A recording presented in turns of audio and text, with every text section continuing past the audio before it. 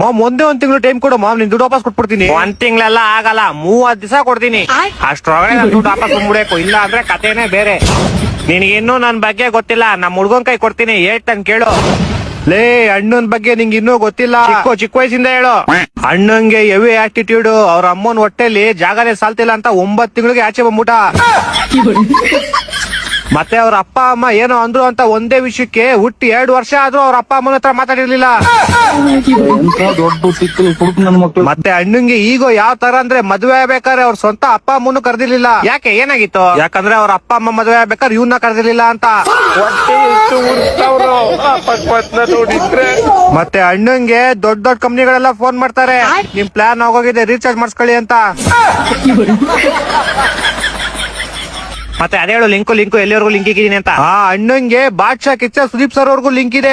ಹೌದಾ, ನಾನು ಯಾವಾಗ ನೋಡೇ ಇಲ್ಲ. ಅಣ್ಣ ಯಾವ್ದೇ ಅಂಗಡಿಲಿ ಫೋನ್ ಪೇ